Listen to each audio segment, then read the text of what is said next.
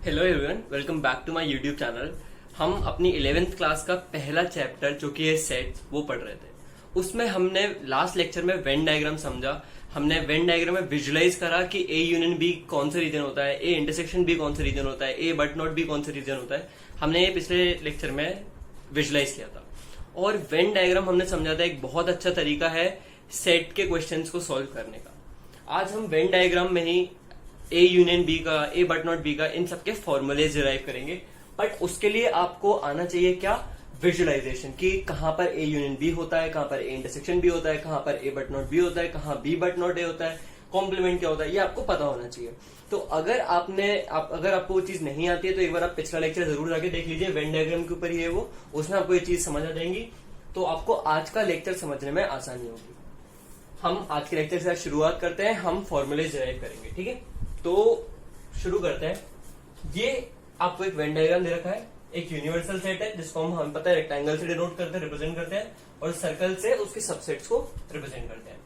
दो सबसेट है ए और बी, ठीक है। इनकी एक सेट है ए और एक सेट है बी। हमें पता है कार्डिनैलिटी किसी सेट की क्या बताती है कि उस सेट में कितने एलिमेंट्स हैं।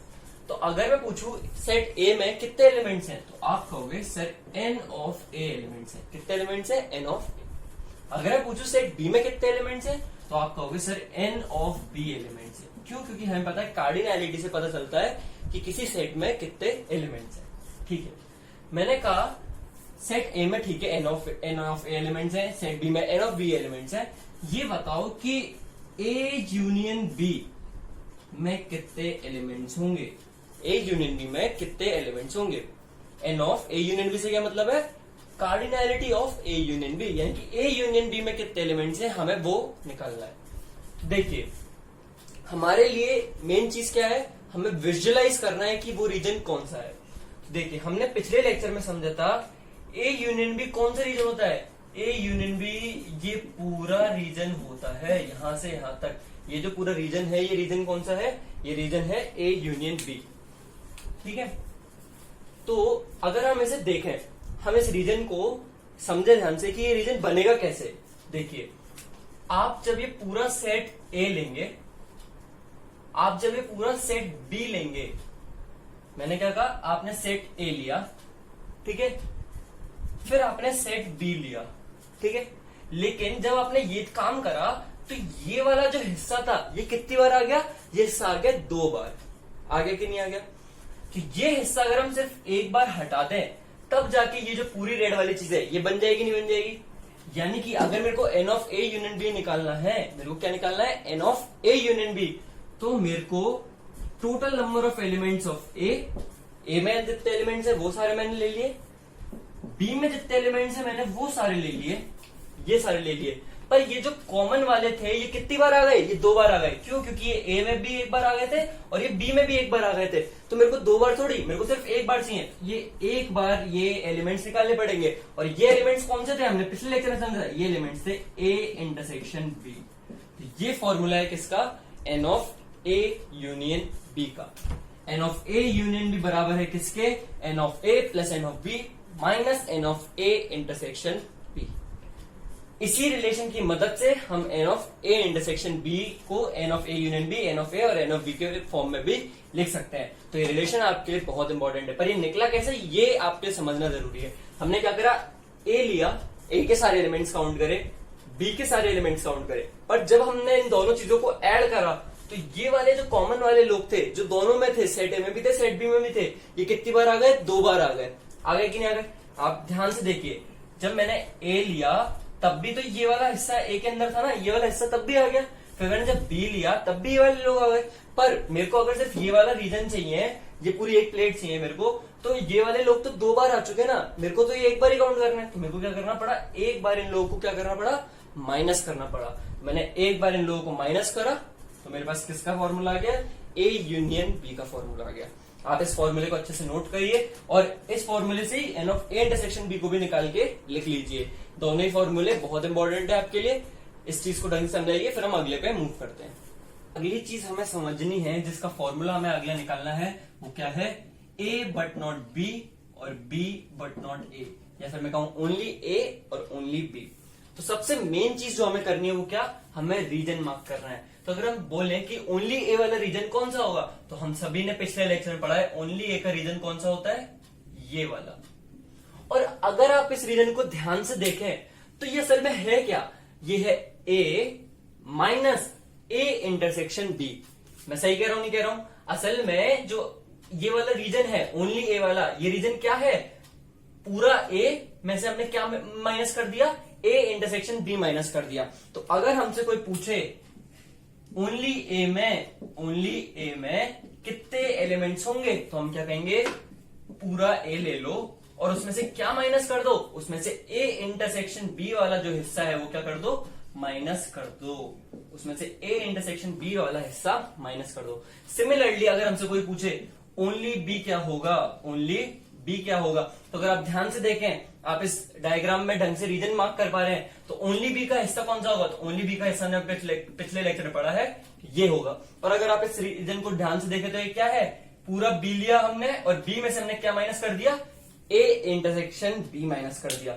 तो ओनली बी का फॉर्मूला क्या आ जाएगा, एन ऑफ बी माइनस यही सेम चीज। ये दोनों ही फॉर्मूले बहुत इंपॉर्टेंट है, किसके, ओनली ए के और ओनली बी के। पर मेन चीज क्या है, आपको विजुअलाइजेशन समझ आना चाहिए कि ये फॉर्मूले डेराइव कैसे हुए। आप ऐसे समझ लो कि आपको जो अच्छे क्वेश्चंस होंगे ना इस वेन डायग्राम पे बेस्ड, उसमें आपसे कभी भी सीधा ओनली ए ओनली बी ये सब चीजें नहीं पूछेंगे, आपसे कुछ अलग पूछेंगे। लेकिन अगर आपको विजुअलाइज करना आ गया वो रीजन असल में है कौन सा, वो इस वेन डायग्राम में कौन सा हिस्सा है जो हमें निकालना है, तो आप आराम से फिगर देख के बहुत आसानी से उसका फॉर्मूला वहीं के वहीं डिराइव कर सकते हो कि मैं इस वाले पार्ट को रख लूं और इसमें से इस चीज को माइनस कर दूं तो मेरे को मेरा जो रिक्वायर्ड रीजन है वो मिल जाएगा। तो आपका मेन जो चीज आपको डेवलप करनी है वेन डायग्राम के केस में वो क्या है, वो आपको विजुअलाइजेशन डेवलप करनी है। आपको दिखना चाहिए कि कौन सा हिस्सा क्या है, ये हिस्सा ए बट नॉट, ये हिस्सा ए इंटरसेक्शन बी है, ये ए बट नॉट बी है, ये बी बट नॉट ए है, ये पूरा ए यूनियन बी है, ये खाली ए इंटरसेक्शन बी है, ये जो है बाहर, ये अगर ये पूरा मैं ले लूं तो ये क्या है, ये यूनिवर्सल सेट है। अगर मैं खाली ए को छोड़ दूं और बाकी पूरा हिस्सा ले लूं तो वो ए कॉम्प्लीमेंट है, बी को छोड़ दूं पूरा हिस्सा ले लूं तो वो बी कॉम्प्लीमेंट है। तो ये सारी चीजें आपको विजुअलाइजेशन में समझ आनी चाहिए। अगर आपको पता है कौन सा रीजन क्या है तो आप फॉर्मूला आराम से फिगर देख के डिराइव कर सकते हो। तो ये फॉर्मूले जो है मेन ये आपको याद होने चाहिए, पर वो कई बार आपसे कुछ अलग चीज भी पूछ सकता है, तो आपको विजुअलाइजेशन में अपने आप को स्ट्रॉन्ग करना है। तो आप इस फॉर्मूले को नोट करिए, फिर हम जो 3 वाले होते हैं, 3 सबसेट वाले वेन डायग्राम होते हैं उसमें एक बार फॉर्मूला डिराइव करेंगे। बहुत मजा आएगा आपको क्योंकि वो बहुत इंटरेस्टिंग होने वाला है। ठीक है, हाँ तो देखिए अब ये जो वेन डायग्राम हमें दिया हुआ है किसका, जिसमें एक यूनिवर्सल सेट है जिसको हमने रेक्टेंगल से रिप्रेजेंट करा हुआ है और 3 सबसेट है ए बी और सी। इसमें हमें A union B union C की क्या निकालनी है, कार्डिनैलिटी निकालनी है, मतलब n of A union B union C निकालना है। तो देखिए सेट ए में अगर मैं आपसे पूछूं कितने एलिमेंट्स होंगे तो आप कहोगे sir n of A elements होंगे, सेट बी में एन ऑफ बी और सेट सी में एन ऑफ सी। हमें ये चीज आ चाहिए।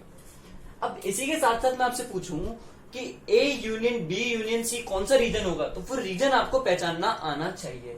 तो A union B union C ये पूरा जो रीजन है ये रीजन होगा। ठीक है, हम इसका फॉर्मूला डिराइव करने की कोशिश करते हैं। तो देखो मेरे को ये पूरा रीजन चाहिए है ना, तो मैंने कहा 3 बार मैं A union B union C को क्या कर देता हूं, ऐड कर देता हूं।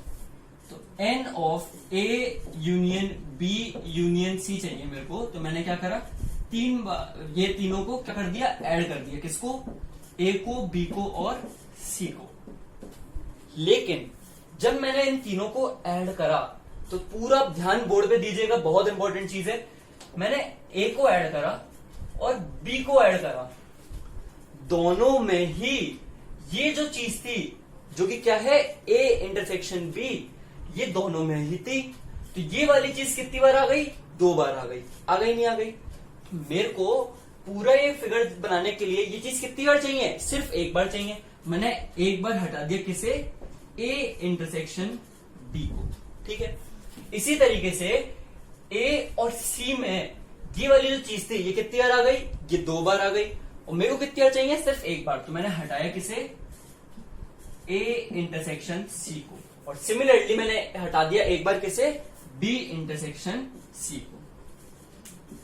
लेकिन जब मैंने ए लिया था और बी लिया था और सी लिया था, मैं जो कह रहा हूं उसे ध्यान से सुनिएगा। जब मैंने ए लिया, बी लिया और सी लिया, तो ये जो चीज है जो कि क्या है, A intersection B intersection C, ये तीनों में ही क्या थी, कॉमन थी। तो जब मैंने एक एक बार तीनों को लिया था तो ये चीज कितनी बार आ गई थी, ये 3 बार आ गई थी। आ गई थी नहीं आ गई थी, ठीक है। साथ ही साथ ये पार्ट थी किसका, A इंटरसेक्शन B का, A इंटरसेक्शन C का और C इंटरसेक्शन D का था, ठीक ही नहीं। तो जब मैंने 3 बार इस चीज को हटाया, जब मैंने तीनों बार इनको हटाया, 3 बार एक एक, इसको हटाया एक बार, इसको हटाया एक बार, इसको हटाया एक बार, तो ये जो चीज थी ये भी कितनी बार हट गई, ये भी 3 बार हट गई। और मेरे पास ये थी कितनी बार, मेरे पास ये थी भी 3 बार। तो ये वाली जो चीज है ये मेरे पास कितनी बची, ये मेरे पास 0 बची, 0। क्यों, क्योंकि जब मैंने इनिशियली A, B और C को जोड़ा था तब ये मेरे पास कितनी थी, 3 बार थी। फिर मैंने ये तीनों चीजों को हटा दिया और सिंस ये चीज इसका पार्ट थी तो ये कितनी बार हट गई, ये 3 बार हट गई। मेरे पे 3 ही थी और ये तीनों बार हट गई। तो मेरे पास अब ये वाला जो हिस्सा है ये कितना बचा, 0 बचा। लेकिन मेरे को A union B union C बनाने के लिए पूरा रीजन चाहिए, यानी कि ये हिस्सा मेरे को कितनी बार चाहिए, एक बार चाहिए। तो ये जो हिस्सा जो 3 बार हट गया है और हमारे पास अब कुछ भी नहीं बचा हिस्से का, उसे हमें क्या करना पड़ेगा, ऐड करना पड़ेगा। तो मैं ऐड करूंगा किससे, A intersection B intersection C। और ये जो आपके पास फॉर्मूला निकल के आया है ये है किसका, A union B union C का। क्या फॉर्मूला है, N ऑफ A लिया पहले, N ऑफ B लिया पहले और N ऑफ C लिया पहले, तीनों को ले लिया हमने। फिर ये वाली चीज, ये वाली चीज और ये वाली चीज कितनी कितनी बार आ गई थी, 2 बार आ गई थी। तो हमने इन्हें एक एक बार हटा दिया। तो हमने क्या करा, minus of N of A intersection B minus N of B intersection C minus N of C intersection A, तीनों को एक बार हटा दिया। फिर हमने ध्यान दिया कि जब हमने A, B और C को जोड़ा था तो ये जो चीज थी जो कि क्या है, A intersection B intersection C, ये हमारे पास 3 बार आ गई थी। लेकिन जब हमने A इंटरसेक्शन B को हटाया, B इंटरसेक्शन C को हटाया और C इंटरसेक्शन A को हटाया तो ये चीज भी कितनी बार हट गई, 3 बार हट गई। और ये हमारे पास अब बची ही नहीं। लेकिन हमें A union B union C बनाने के लिए ये जो चीज है ये एक बार चाहिए। तो हमें क्या करना पड़ा, ऐड करना पड़ा किसे, N of A intersection B intersection C को। इस विजुअलाइजेशन को ढंग से समझिए, इसे ध्यान दीजिए। और अगर आपको ये चीज क्लियर नहीं है ना तो आप एक घर में काम करना, 3 सर्कल काटना, उसमें ये हिस्सा एक अलग बनाना, ये हिस्सा अलग बनाना और ये हिस्सा अलग बनाना। दूसरे सर्कल में भी ऐसे ये और ये अलग बनाना और तीसरे में भी ये और ये अलग बनाना, ठीक है। और फिर इन तीनों को एक के ऊपर एक रख के देखना। फिर देखना आपको फाइनली सिर्फ एक लेयर चाहिए जो कि क्या होगी, A union B union C की होगी। तो आप देखना आपको क्या हटाना पड़ रहा है और क्या ऐड करना पड़ रहा है। इसी फॉर्मूले के हिसाब से आप पहले A इंटरसेक्शन B हटाना, फिर A intersection C, B intersection C हटाना। फिर देखना आपके पास ये जो हिस्सा है ना ये बचेगा ही नहीं, तो आपको ये क्या करना पड़ेगा, ऐड करना पड़ेगा। आप इस चीज को घर पे भी ट्राई करके देख सकते हो। वैसे तो आप इस पे बोर्ड पे आराम से विजुअली इसको इमेजिन कर सकते हो। अगर आप इसे नहीं कर पा रहे हो, आपको बहुत दिक्कत आ रही है इसे इमेजिन करने में, तो आप घर पे ये चीज जरूर ट्राई करना। अगर आपने ये विजुअलाइजेशन ढंग से कर लिया एक बार तो आप ऐसा समझ लीजिए वेन डायग्राम का और कोई ऐसा क्वेश्चन नहीं है जिसका फॉर्मूला आप एट द मोमेंट डिराइव नहीं कर पाओ, अगर आपसे कुछ उल्टा सीधा पूछा जाए तो, ठीक है। तो ये फॉर्मूला बहुत इंपॉर्टेंट है, इसे ढंग से नोट करिए। एंड फिर हम एक और चीज पढ़ते हैं। देखिए, तो अगली चीज जो हमें इस वेन डायग्राम में समझनी है, जो विजुलाइज करके जिसका हमें फॉर्मूला चाहिए, वो चीज है ओनली A, ओनली B और ओनली C। मैं सिर्फ आपको ओनली A का निकालने का सिखाऊंगा, आपको ओनली B और ओनली C खुद से निकालना है।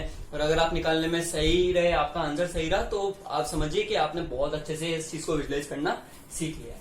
तो देखिए, ओनली A अगर आपसे रीजन पूछू तो वो कौन सा रीजन है, तो ओनली A होगा ये वाला हिस्सा, होगा नहीं होगा, ठीक है। तो मैंने कहा ये A का ही पार्ट दिख रहा है, तो अगर मेरे से कोई पूछे ओनली A, तो मैंने कहा पहले तो मैं A को रख लूंगा। मैंने A ले लिया। जैसे ही मैंने A लिया, मुझे ये चीज और ये चीज नहीं चाहिए थी। और ये चीज क्या है, ये है A इंटरसेक्शन B और ये है A इंटरसेक्शन C। तो मैंने दोनों को हटा दिया। मैंने हटा दिया किसको, A इंटरसेक्शन B को और A इंटरसेक्शन C को। लेकिन मैंने एक बार A लिया था तो मेरे पास ये जो चीज थी, ये जो छोटा वाला ट्राइंगल है अंदर का, ये वाली चीज जो कि क्या है, A intersection B intersection C, ये कितनी बार आई थी, एक बार आई थी। लेकिन जब मैंने इसे एक बार हटाया और इसे एक बार हटाया तो ये चीज कितनी बार हट गई, ये 2 बार हट गई। ये कितनी बार हट गई, 2 बार हट गई। यानी कि एक बार थी मेरे पास ये चीज और ये चीज कितनी बार हट गई, 2 बार हट गई, यानी कि इसका काउंट कितना हो गया, -1 हो गया। पर मेरे को क्या करना है, 0 करना है। मेरे को ये चीज चाहिए नहीं, पर मेरे को क्या चाहिए, ये 0 काउंट चाहिए इसका। तो मैं क्या करूंगा, एक बार इस चीज को क्या कर दूंगा, ऐड कर दूंगा, A intersection B intersection C। Clear है ये चीज।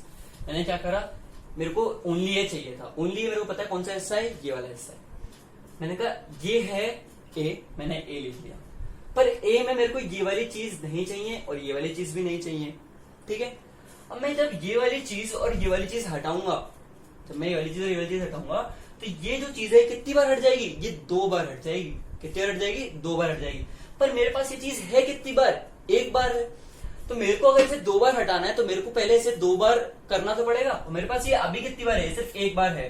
तो मैंने 1 बार और ये वाली चीज ऐड कर दी और ये दोनों चीजें फिर उसमें से आराम से हटा दी।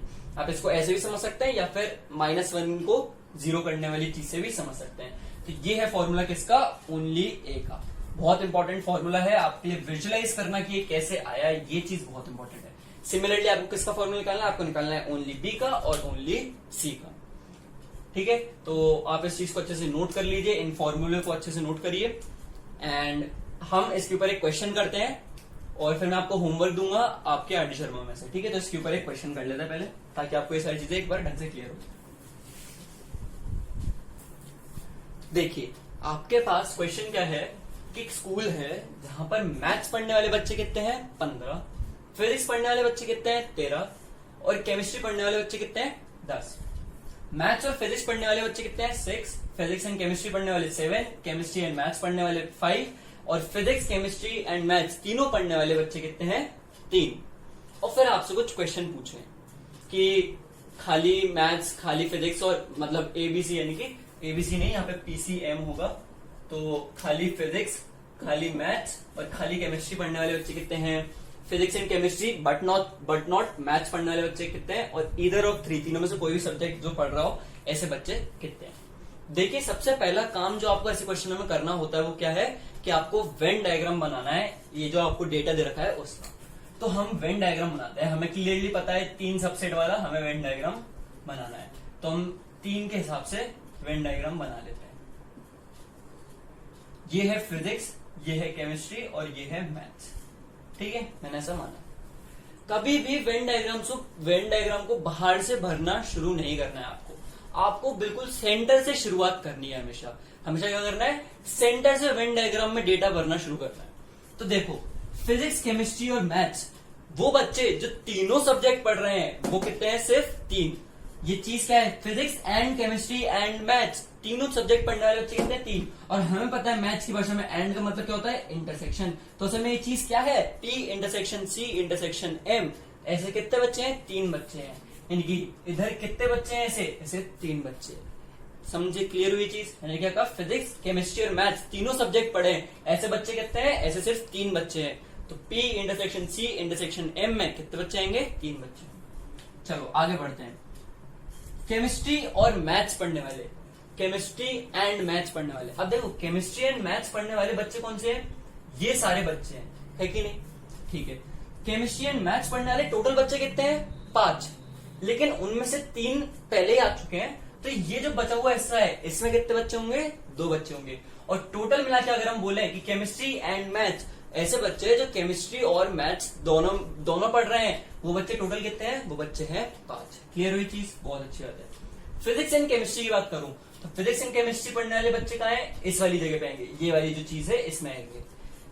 ऐसे बच्चे कितने हैं, टोटल 7, जिसमें से 3 पहले से आ चुके हैं। तो टोटल 7 बनाने के लिए यहाँ पर क्या आ जाएगा, 4।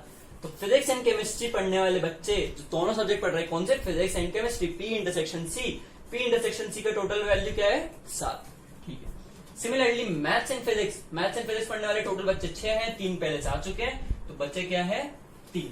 क्लियर है चीज, बहुत अच्छी बात है। मैथ्स पढ़ने वाले टोटल बच्चे कितने हैं, 15।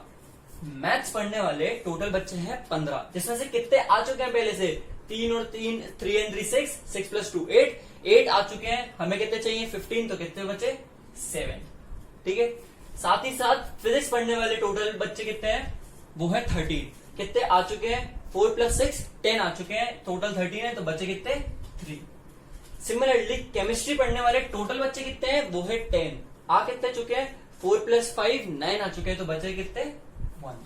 क्लियर है ये चीज, बहुत अच्छी बात है। इस चीज को पहले अच्छे से समझिए कि ये हुआ कैसे। मैंने आपको क्या बोला, वेन डायग्राम को हमेशा सबसे अंदर से बढ़ना चालू करना है। सबसे पहले आपको देखना है इंटरसेक्शन वाली चीज है, फिर बढ़ते बढ़ते बढ़ते बढ़ते बाहर आना है, और आपको देखना है जो टोटल काउंट है ना वो बिल्कुल सही बैठना चाहिए। जैसे कि यहाँ पे आप एक गलती कर सकते थे, कहां पर, जैसे मैंने यहाँ पे A intersection B intersection C की जब वैल्यू भर दी थी, P intersection C intersection M की वैल्यू 3 यहाँ पे डाल दी थी, तो अगर मैं आपसे पूछता P इंटरसेक्शन C में कितने बच्चे थे, तो आप कहते हैं 7 बच्चे हैं सर। तो आप इसमें अगर 7 भर देते तो आप गलत हो जाते। क्यों? क्योंकि P इंटरसेक्शन C वाला रीजन कौन सा है, वो पूरा रीजन है ये, है कि नहीं। उसमें 3 पहले से आ चुके हैं, और इस पूरे रीजन की टोटल वैल्यू वैसे कैसे कितनी है, वो वैल्यू है 7। तो इसको 7 बनाने के लिए यहाँ पे कितने बच्चे आएंगे, सिर्फ 4 बच्चे आएंगे। तो इस चीज को आप पे ध्यान देना, इस चीज पे आपको ध्यान देना। अब हम क्वेश्चंस पे आते हैं। पहला क्वेश्चन क्या है, मैं सिर्फ आपको एक एक क्वेश्चन कराऊंगा हर एक पैटर्न का, बाकी आपके लिए होमवर्क होंगे। तो पहला क्वेश्चन क्या है, ओनली फिजिक्स, खाली फिजिक्स पढ़ने वाले बच्चे कितने हैं। तो सबसे पहला काम हमारा क्या है, हमें रीजन आइडेंटिफाई करना है कि ओनली फिजिक्स वाला रीजन कौन सा है। तो ओनली फिजिक्स वाला रीजन कौन सा है, ये रीजन है। और ऐसे कितने बच्चे हैं जो इस रीजन में, सिर्फ और सिर्फ 3 बच्चे हैं।